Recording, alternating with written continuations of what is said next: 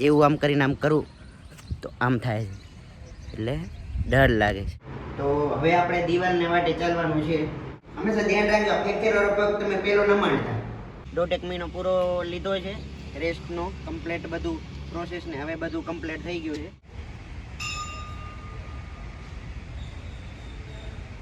તો આપણે માઇન્ડને થોડુંક પ્રિપેર કરવું પડશે કે ભાઈ હવે આપણે પહેલે એમ જ ચાલવાનું છે. આ છે મારી ફાઇલ અને 1.5 મહિનાનો સમય ટોટલ લીધો જ. એમાં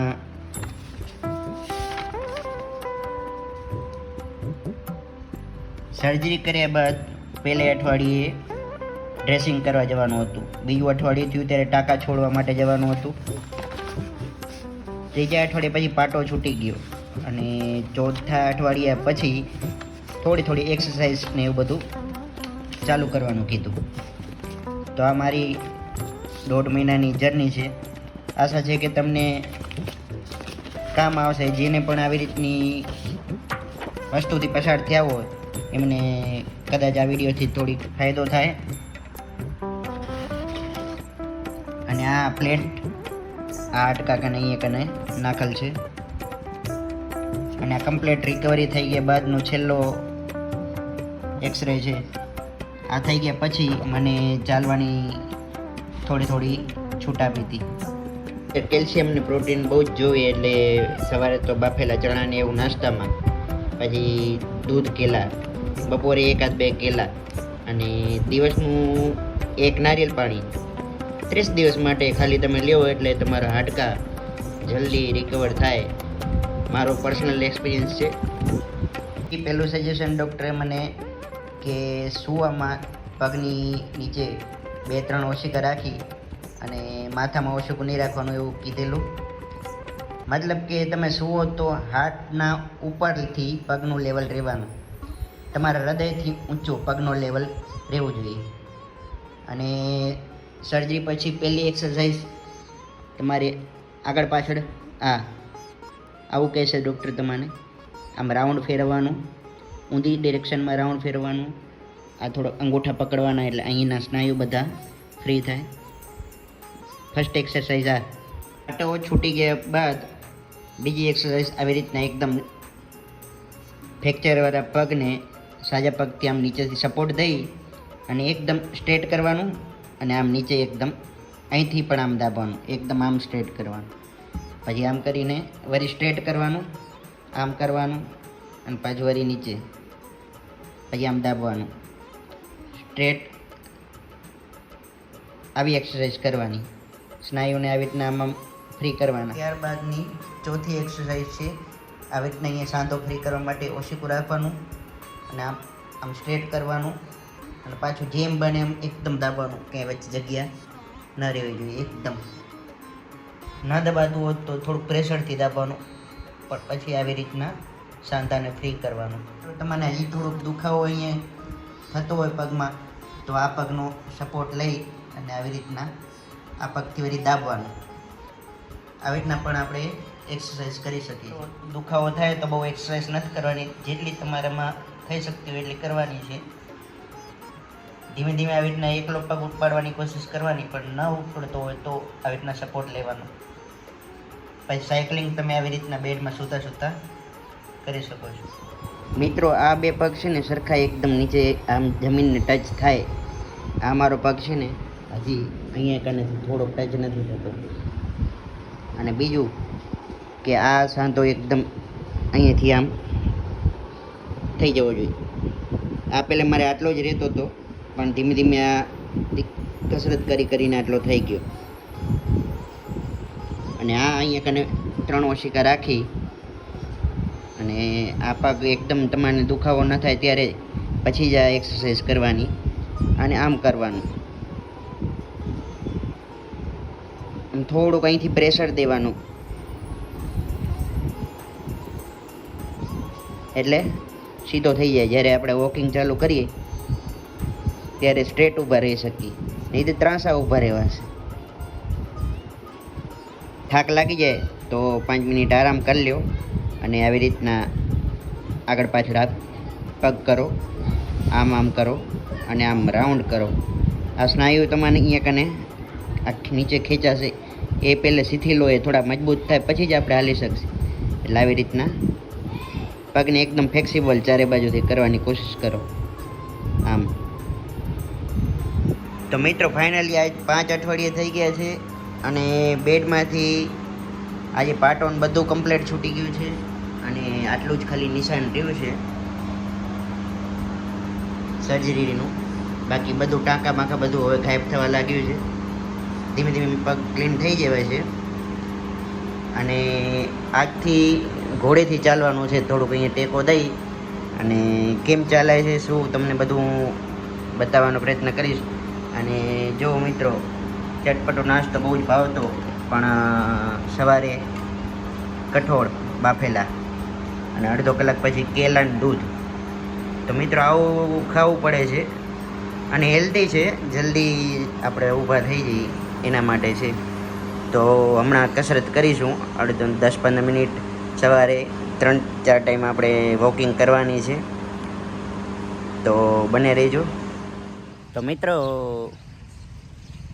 ઘોડેથી ચાલી છીએ રહ્યા, અઠવાડિયું ઘોડેથી ચાલવાનું છે. એના પછી ધીમે ધીમે પગ ઉપાડવાનો અને પછી એમને દિવાલનો થોડો થોડો ટેકો લઈને કે કાંઈ પણ એવી રીતના ઘોડીને મૂકી દેવાની છે. તો મહિનો આપણે બેડ રેસ્ટ કર્યો હોય પૂરો સર્જરી પછી, ઓપરેશન પછી. એટલે પહેલું તો છે ને આપણા બધા સ્નાયુઓ છે ને આ બધા એકદમ ઢીલા થઈ ગયા હોય ને આપણને છે ને પહેલું તો એક માનસિક રીતે ડર લાગે, આપણે પડી ગયા હોઈએ ને પહેલી વખત જ્યારે ચાલે છે ને, અમારો એક્સપિરિયન્સ તમને કહું છું. પણ આ પહેલો પગ છે, જો અત્યારે હું સેપરેટ ઊભો રહી શકું છું, પણ આમ આ પગ રહ્યો ને આમ અડાઈ જાય છે. જેવું આમ કરીને આમ કરું તો આમ થાય છે, એટલે ડર લાગે છે. તો આપણા માઇન્ડને થોડુંક પ્રિપેર કરવું પડશે કે ભાઈ હવે આપણે પહેલે જેમ જ ચાલવાનું છે. એટલે જો આટલું થાય છે એક પગે અને ઘોડેથી ચાલીએ તો સ્મૂથ ચલાય છે. આમ જો આ કેમેરો છે એટલે પગમાં કોચુકો થાય છે, પણ મને ડૉક્ટરે કીધું છે આ પગમાં ઓપરેશન છે ને એ પગ ચાલો ત્યારે એકદમ સ્ટ્રેટ રાખવાનું, સ્ટ્રેટ રાખી અને ભાર દેવાનો. ઘણા લોકો આમ કરીને ચાલતા હોય ને એમ ચાલશો તો આપણને થોડીક તકલીફ રહી જશે. એટલે આ મને જે કીધું હતું એટલું એક્સપિરિયન્સ તમને હું કહું છું. બાકી બને રહ્યો, આપણે તો અઠવાડિયું એકદમ ચાલતું થઈ જ જવાનું છે. અને ચાલતા ચાલતા છે ને કુદરતનો નજારો જોઈને ચાલવાનો. એટલે શું માઇન્ડને થોડુંક બેવકૂફ બનાવવાનું કે ભાઈ છે. અને અહીંયા જ્યારે ભાર આવે, આપણે આમ જ્યારે હાથથી ભાર દઈએ છીએ ને તો ધીમે ધીમે ધીમે ધીમે છે ને આનો ભાર ઓછો કરી દેવાનો અને પગને ઓટોમેટિક ચાલવા દેવાનો. જેવી રીતના આપણે પહેલી વખત સાયકલ શીખતા હોઈએ અને પાછળથી કોઈક આપણને સાયકલ પકડતું હોય અને ચાલતા હોય, વાતો કરાવે પાછળથી ઓછી તેની સાયકલ મૂકી દે તોય આપણે ચલાવી લઈએ. કેમ કે માઇન્ડ એક જાતનું ટ્રેનિંગ થઈ ગયું. ટ્રેન થઈ ગયા પછી આપણે કાંઈ પણ ચાલી શકીએ.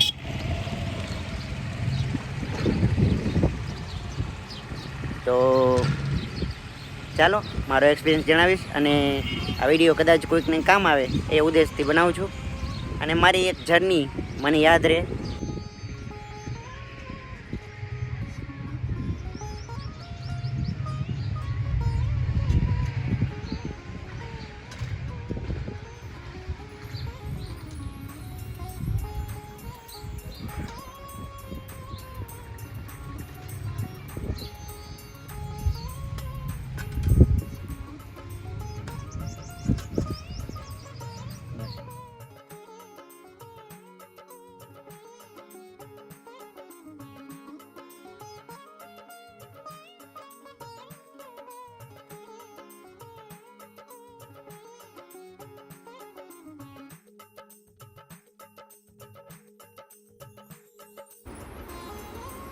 મિત્રો આપણે આની હરખી પ્રેક્ટિસ થઈ જાય ને પછી હવે આપણે આની આદત નથી બનાવવાની અને મૂકી દેવાની છે.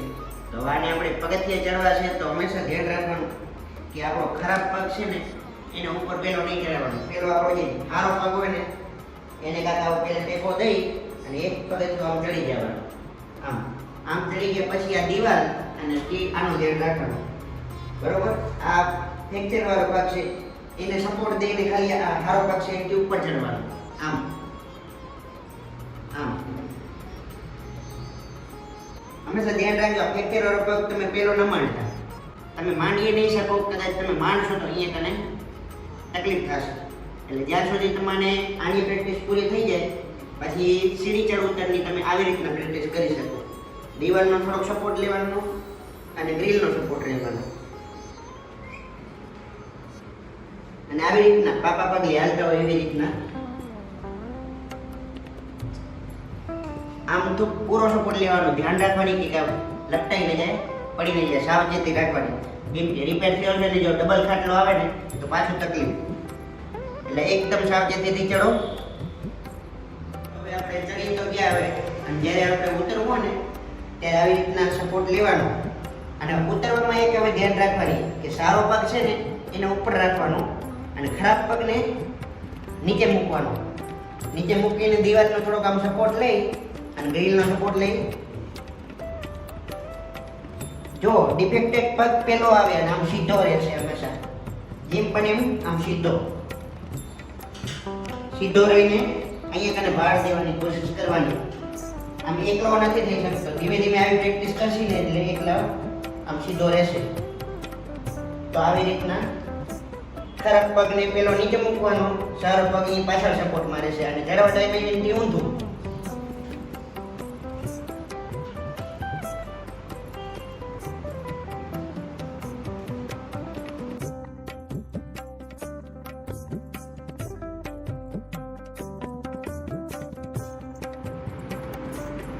તો મિત્રો 6 દિવસ આપણે ઘોડીનો યુઝ કર્યો છે. હવે આપણે ઘોડી મૂકી દીધી છે અને માણસ જાતનો સાહજિક સ્વભાવ છે કે જે વસ્તુની જરૂરિયાત હોય ને એના માટે બહુ જ કિંમતી અને જેવી જરૂરિયાત પૂરી થઈ ગઈ તો એ એના માટે કાંઈ નથી. તો હવે આપણે દિવાલને વાટે ચાલવાનું છે. ઘોડીને હવે આપણે બિલકુલ યુઝ કરવાનો નથી. દિવાલથી આવી રીતના ટેકો દઈ અને જે સાઈડનો પગ થોડું ડિફેક્ટેડ છે ને એ સાઈડનો દિવાલનો સપોર્ટ લેવાનો. બરોબર? તો દિવાલથી ચાલી છે તો આમ ચલાય છે સીધું. દિવાલ મૂકી દી તો થોડાક પગ લથડિયા લે છે. જેમ બને આમ સીધા ચાલવાની કોશિશ કરવાની 4-5 દિવસ આવી રીતના. કેમ કે હજી આને એટલો બેલેન્સ કરવાની મહિનો બેડ રેસ્ટ કર્યા હોવાથી બેલેન્સ કરવાની એની આદત નથી. એટલે અઠવાડિયું હવે ચાલશે એટલે સીધું ચલાઈ જશે. જેમ બને એમ સ્ટ્રેટ ચાલશે તો આપણી ચાલ એવી ને એવી રહેશે અને તમે ચાલ વાંકી ચૂકી રાખશો તો પછી એવી ને એવી વાંકી ચૂકી રહેશે. એટલે જે અત્યારે જ મહત્વનું છે ફિઝિયોથેરાપી કે તમે કેવી રીતના ચાલો છો. હેલો ગાઈસ, જય શ્રી રામ. હું છું નીલ સોની અને આપણે હવે મસ્ત ચાલવાનું કમ્પ્લીટ થઈ ગયું છે. 1.5 મહિનો પૂરો લીધો છે રેસ્ટનો. કમ્પ્લીટ બધું પ્રોસેસને હવે બધું કમ્પ્લીટ થઈ ગયું છે અને હવે સાયકલિંગ આપણે કરવાની છે. હજી 10-15 દિવસ બાઇકને અડવાનું નથી.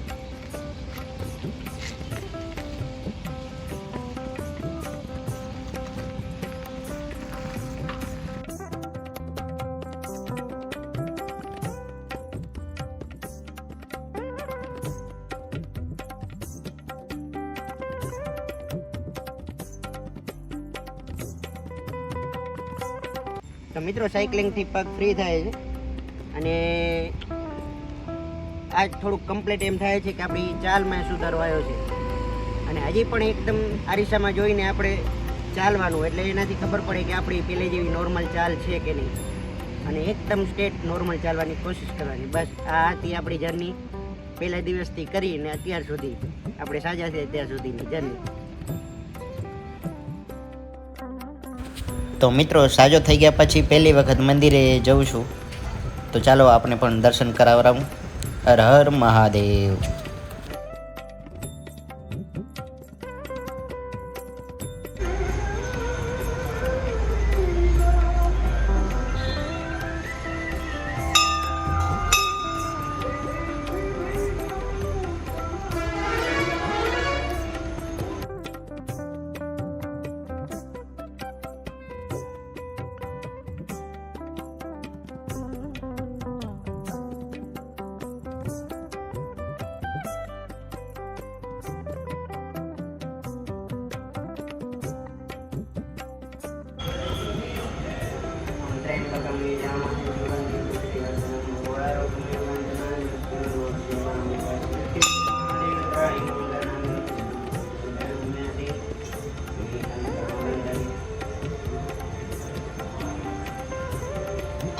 विजय भरल चढ़ाई काचरं सुतं वा कायजं कर्मजं वा श्रवणनयनं वा मानसं वा पराधं ईतं वा सर्वमेतत्क्षमस्व जय जय कर्णाब्दे श्री महादेव शंभो काचरं सुतं वा कायजं कर्मजं वा श्रवणनयनं वा मानसं वा पराधं ईतं वा सर्वमेतत्क्षमस्व जय जय कर्णाब्दे श्री महादेव शंभो जय जय कर्णाब्दे श्री महादेव शंभो